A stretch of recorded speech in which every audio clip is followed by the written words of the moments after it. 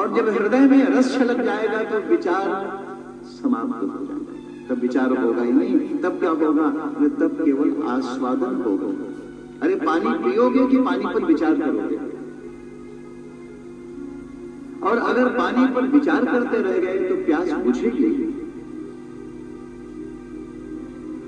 हमारे सामने किसी ने पीने को गिलास भरकर पानी रख दिया हो और हम पानी पर विचार करने लगे, क्यों भाई ये पानी कहां का है? गंगा जल की, यमुना जल, घड़े से लाए हो या रेफ्रिजरेटर फ्रिज का है? ये पानी कहां का है?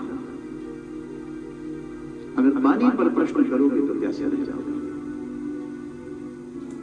कभी कभी हम पानी पर तो नहीं प्रश्न करते, परंतु पात्र पर प्रश्न करना शुरू कर देते हैं। भाई क्या सुंदर गिलास है, बहुत अच्छा मालूम पड़ता है, इसको कहां खरीदा? ऐसा गिलास तो मुझे भी चाहिए।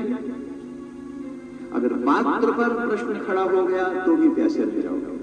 और हमारे जीवन का दुर्भाग्य ये रहा, और सदा से ये दुर्भाग्य हम भुगतते चले गए हैं कि या तो हमारी नजर पात्र पर अटक गई है या फिर हमारी नजर महाराज उस पानी पर अटक गई है जो उसमें भरा है।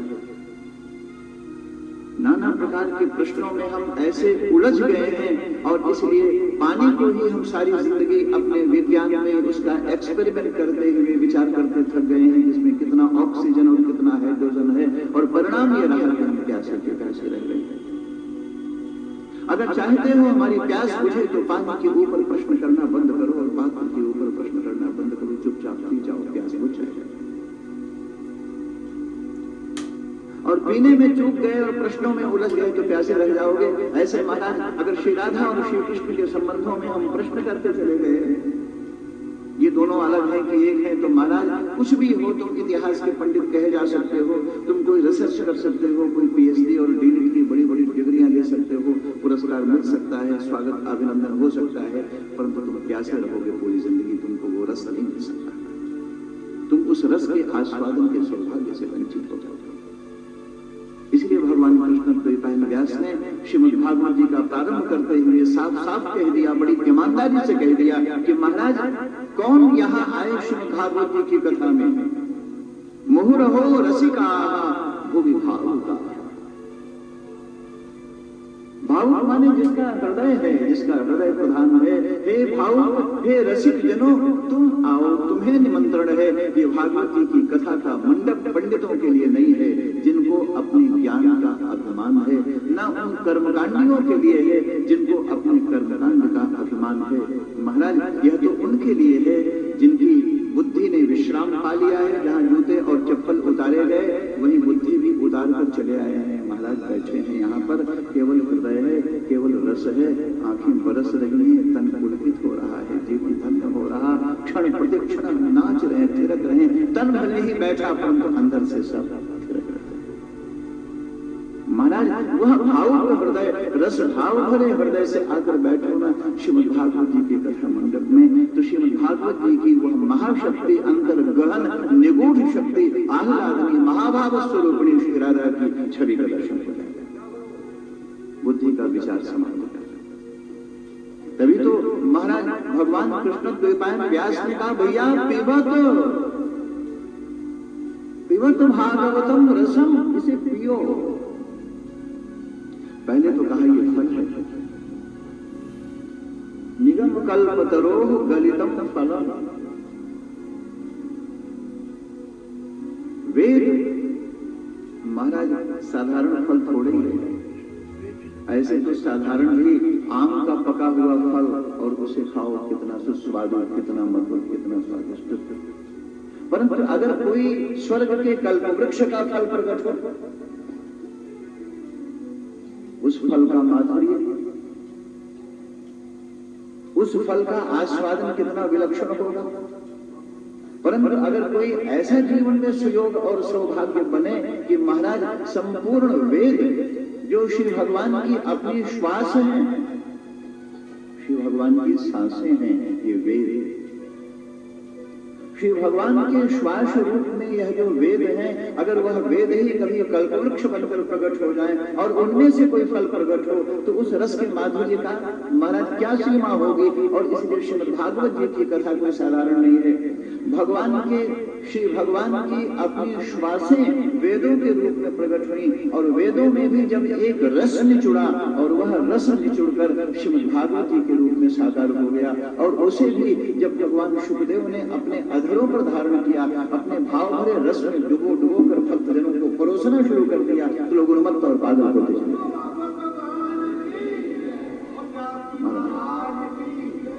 इसलिए महाराज पिबत भागवतम रसम,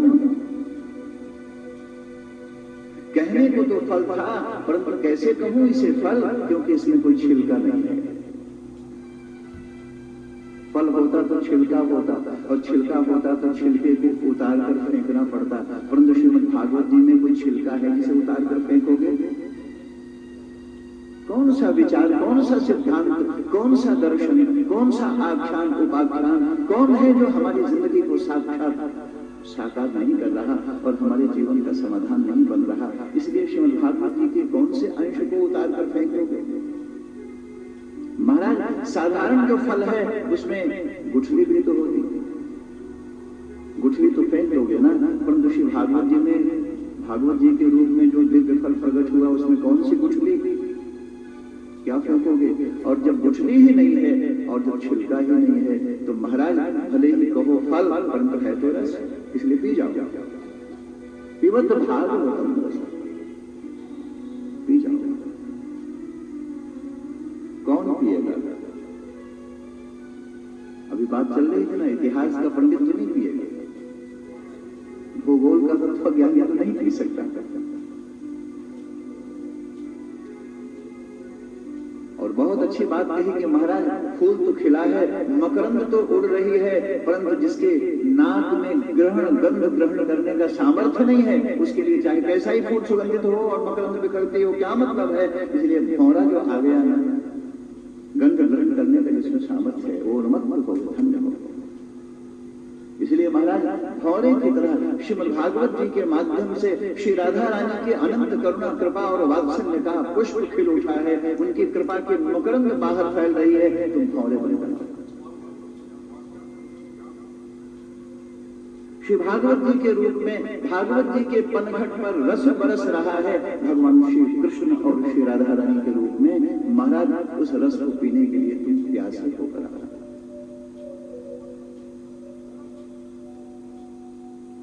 महाराज उस रस को चाहते हो कि भरो अपनी जिंदगी में और अपने प्राणों में, तो खाली होकर आओ, कचरा निकाल कर आओ, बर्तन साफ करके आओ। और ये भी देख लेना कि तुम्हारे इस पात्र में कहीं कोई छिद्र तो नहीं है, नहीं तो सारा रस बह जाएगा। महाराज यहां से चलोगे रस भरकर घर तक नहीं पहुंचेगा। घर तो जाने टेलीफोन की घंटी सुनाई पड़नी शुरू हो जाएगी। घर जाते ही पति की झिड़कियां सुनो या पत्नी की तमतमाहट में महाराज तनाव से भर जाओ, या अपने बच्चों की चीत्कार सुनो, या दुनिया भर के संकटों में उलझ जाओ, सारा का सारा रस बाहर ही चला, ड्रेन आउट हो गया, सब बाहर हो गया। इसलिए जो कुछ भी होगा महाराज रसिक हृदय, भावुका रसिका पिबत भागवतम रसम। भगवत रसिक रसिक की बातें, रसिक बिना को समझ ही सके ना। कौन सुनेगा? बुद्धि और ज्ञान का विषय ही नहीं है महाराज, ये तो रस का विषय है और रस के लिए तो रसिक हृदय चाहिए। भगवत रसिक रसिक की बातें, रसिक बिना को समझी सके ना। क्या रहस्य है महाराज, क्या रस है जो नहीं समझ सकेंगे हम? हमारी बुद्धि जिस पर विचार करने में समर्थ नहीं हो पाएगी, क्या है? बोले वह यह है कि बाहर से तो ऐसा लग रहा है कि श्री कृष्ण श्री राधा रानी को मिलने को व्याकुल हैं और श्री राधा भगवान श्याम सुंदर श्री कृष्ण को मिलने को व्याकुल हैं, बाहर से तो दिखाई दे रहा है। और तुम कह रहे हो कि महाराज दोनों एक हैं। और बारात माने अकुला रहे एक दूसरे को मिलने के लिए। अगर दोनों एक होते तो एक दूसरे को मिलने के लिए अकुलाते क्यों? आ गई बुद्धि बीच में, आ गया विचार, चला गया आम रस का संचार, महाराज भटक गए। अर बारात निशी दिन मिलबे को, रात दिन मिलने के लिए श्री राधा अकुलाती है, रात दिन श्री कृष्ण को मिलने के लिए और श्री राधा रानी को मिलने के लिए भगवान श्याम सुंदर श्री कृष्ण अकुला रहे हो। तुम कह रहे हो दोनों एक हैं, परंतु रसिक हृदय अगर होगा तो ये नहीं कहेगा संशय के साथ भरा हुआ कि दोनों एक हैं। वो ये पूछेगा कि ये तो पता लगा लो कि मिलन हुआ कि नहीं हुआ। बोले मिलन तो नहीं हुआ, क्यों नहीं हुआ? बोले महाराज कैसे होता, वो तो मिल ही रहत, वो तो सदा एक दूसरे में समाये हैं। जैसे लहरें सागर में समा गई, जैसे सागर लहरों में समा गया। आरती की पंक्ति पढ़ी है, सागर में लहरें जैसे, लहरों में सागर जैसे, ऐसी तरह छवि प्यारे श्याम। इसलिए महाराज अर बारात निशी दिन मिलबे को, मिलन की व्याकुलता तो है परंतु मिलन उनका हो नहीं सका। क्यों? बोले वो तो मिल ही रहत। व्याकुलता कैसी है? मानो कबहू मिले ना, परंतु कौन समझे? भगवत रसिक, रसिक की बातें रसिक बिना को समझी सके ना। कौन समझेगा महाराज? इसलिए भगवान श्याम सुंदर श्री कृष्ण और श्री राधा रानी के जो संबंध हैं वो बड़े विलक्षण संबंध हैं। न तो ये कह सकते हो कि दोनों एक हैं, न ये कह सकते हो कि दोनों अलग हैं। फिर क्या है? बोले वो किसी भी विशेषण से परे हैं, न एक है न दो है। वो क्या है? बोले हैं, केवल हैं एक। बीइंग, BEING, बीइंग की अवस्था है, एक अस्तित्व है। परंतु ये सारा कुछ केवल भगवान श्री राधा कृष्ण की लीलाओं में, केवल भगवान श्री राधा कृष्ण के साथ जुड़ा है। श्री सीताराम जी के साथ ये बात नहीं। महाराज वहां तो मर्यादा का बांध खड़ा हो गया, वहां तो मर्यादा के आवरण खड़े हो गए। और इसीलिए श्री नारद महाराज, श्री राधा रानी की तो बात ही छोड़ो, श्री नारद तो अपने भक्ति सूत्र में गोपियों के चरित्र को प्रेम की परम कसौटी मानकर चलते हैं। यथा ब्रज गोपिका, प्रेम के उत्तम आदर्श में महाराज ऐसे तो उमा रमा सरस्वती शारदा सभी हैं, सब में प्रेम है, परंतु श्री नारद अपने भाव में उन्मत्त होकर केवल गोपियों को प्रेम का परम प्रमाण मानते हैं, केवल गोपियों को प्रेम की सबसे बड़ी कसौटी मानते हैं। श्री राधा बोले उनको तो शब्द और परिभाषा छूने में ही समर्थ नहीं है, उनकी तो बात ही छोड़ो। महाराज ये गोपियां हैं जो प्रेम की सर्वोत्तम कसौटी है, सर्वोच्च कसौटी है। और गोपियां हैं क्या? गोपी से तो जरा पूछ कर देखो, क्यों भाई तुम्हें तो संत कहते हैं तुम प्रेम की सबसे बड़ी कसौटी हो, प्रेम का सर्वोत्तम आदर्श तुम्हारा है, तो गोपी के आंखों में आंसू बहने लगता है कि भैया ऐसी बात मुझे क्यों कहते हो, मैं क्या जानता प्रेम क्या होता है। गोपी ने कभी नहीं माना कि मैं प्रेम कर सकती हूं, या मुझे मालूम है कि प्रेम क्या है। और इसीलिए भगवान शुकदेव कहते हैं महाराज श्रीमद् भागवत में कि गोपियों ने भगवान श्याम सुंदर श्री कृष्ण को चाहा, बहुत चाहा, परंतु कैसे? प्रेम से। वो क्या जाने बेचारी प्रेम क्या है, फिर कैसे चाहा? गोप्य कामात, गोपियों ने सकाम भाव से श्री कृष्ण को चाहा, कामना से भरकर कृष्ण को चाहा।